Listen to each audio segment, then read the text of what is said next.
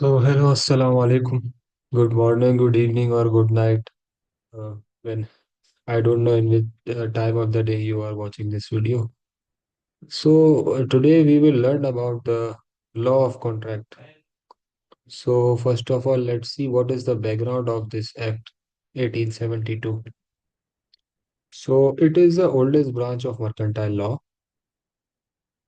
The law of, as we can also see when we were learning about the branches of uh, uh, mercantile law, we have uh, this is the oldest, like 1872. After this there is Negotiable Instrument Act 1881. The law of contract furnishes the foundation of other branches of mercantile law. So basically it is the foundation or pillar of all laws related to the mercantile law. And do you know all that we do contracts on the daily basis. For example, when we are buying the groceries, we are bound to pay for any product that we want to take out from the store. So also there's a contract when we book a ride of Uber. So whenever the ride is finished, we have to pay them. So these are the simple types of contract. And then also when we give a loan to our friend, then he is bound to pay us back. The law of contract affects us on the daily basis. Uh, at the same time, as we can see, in business, it is normal to make promises and perform later. So only on the basis of the reputation or honor, the business cannot take risks because business will be cannot survive if it's on the uncertainty of the contracts or performance. So hence it is very important that the contracts are enforceable or it can be imposed by the law. Therefore, the law of contract is required to for the business to run or for the right of business, that the other party does not cheat or perform its task what they have promised. So let's see what is law of contract. Yeah, there is question that might come up on your mind that Pakistan was born in 1947, like we have our Independence Day on 14 August. So how come the Contract Act 1872 born? So basically it is old because it was adopted by Pakistan. This contract 1872 was passed by the British India based on the principle of English common law. So before Pakistan, it was a British law, British India law, and before that, it was a English common law. So English common law was adopted by British India. Then it was adopted by Pakistan from the British India. So after the partition, government of Pakistan adopted it with certain amendments. Obviously, a little bit changes because the law was very old. So for the same purpose for which it was enacted, like for the same purpose, the law of contract is limited to all the contracts that the business made, or even normal. It is all about the contracts, not only in business but also other than businesses. In some cases. So let's see what is the definition of contract. In Contract 1872, Section 2 H, an agreement enforceable by law is contract. So first there is a requirement of agreement, then it should be enforceable.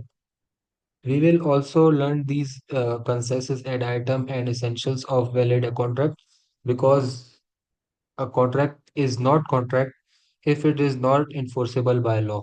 So for that enforceability, we must know what are the essentials of the valid contract. So what does the enforceability means? Enforceability simply means that if one party is not abstaining or acting something that they have promised, So it should be enforceable by the law. Like you can take action against them for their not completing their task or promise. So enforceability means that an agreement consists of the necessary component to be able to be imposed under law.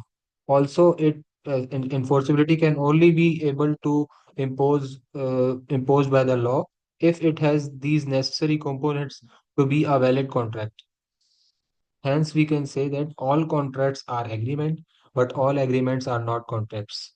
For example, if your friend asks you to join him in on the dinner, and you promised him that yes, I will join you for I will give you company at the in your house if you at the dinner, but somehow you don't have any time and you refused it.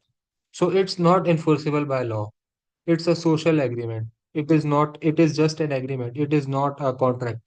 Contract can only be called a contract if it's an agreement as well as it is enforceable by law. So let's see what is an agreement.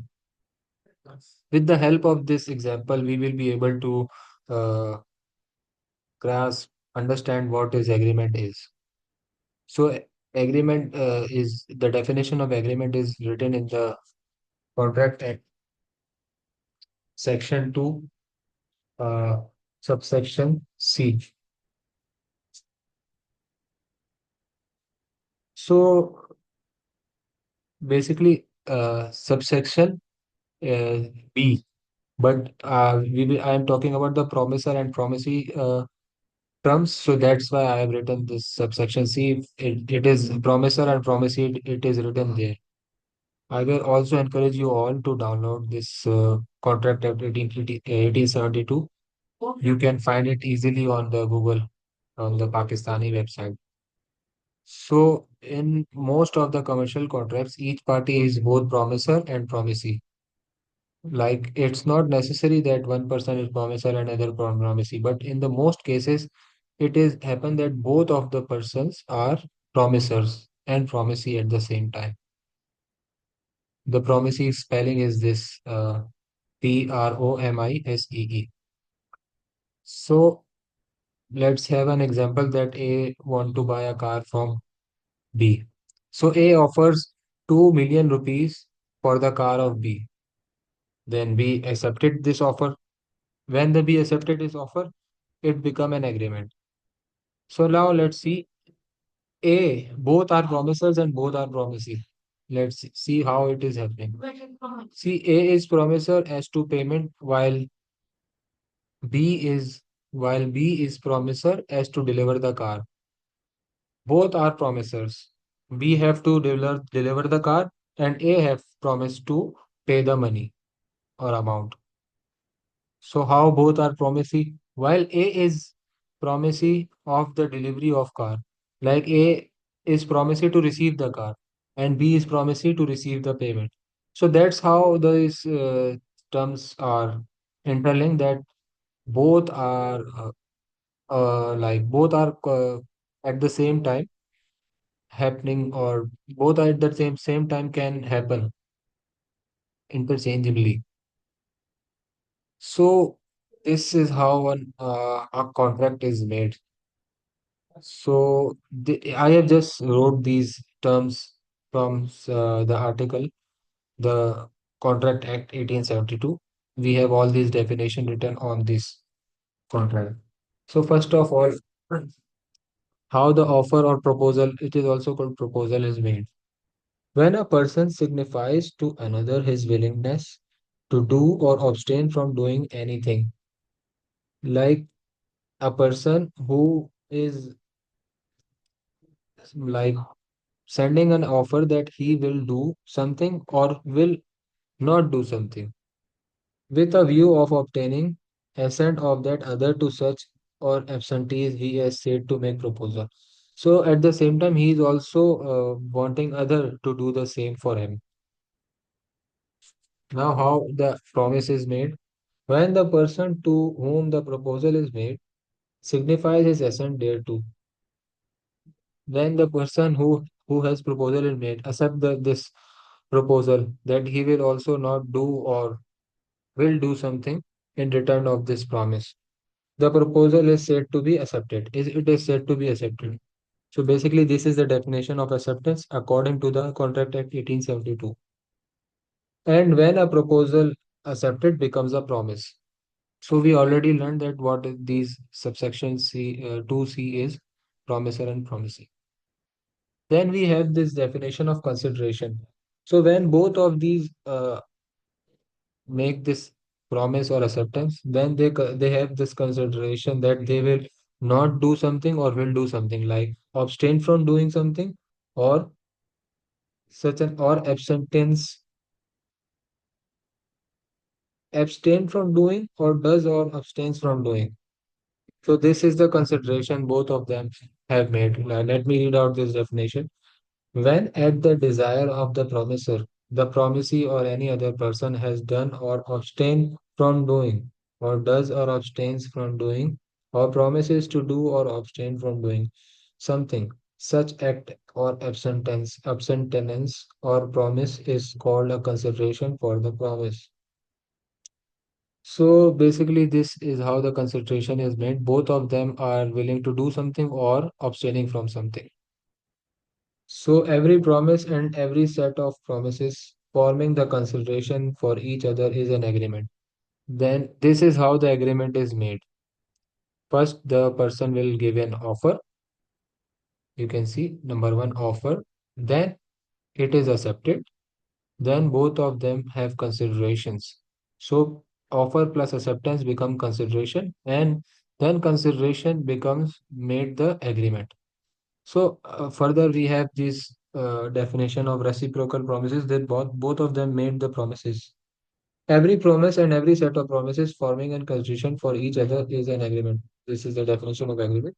Then reciprocal promises which form the consideration or part of the consideration for which each other are called reciprocal promises. So what is then a void agreement? A void agreement is basically the law which is not enforceable by law. An agreement which is not enforceable by law is the void agreement. An agreement not enforceable by law is said to be void. It is not a contract, it is a void contract. Then we have the definition of contractor that we have already discussed. An agreement which is enforceable by law, adoption of one or more of the parties thereto, but not an option of the other or other party is said to be voidable. So we will also learn these terms further, but let's just have an let's just give you an idea that voidable contract is that this contract can be voidable, like it can be enforceable, but it can be voidable as well. So then we have the definition of void contract: a contract which ceases to be enforceable by law becomes void, which it ceases to be enforceable. Any contract which is not furthermore enforceable, it is called an void contract.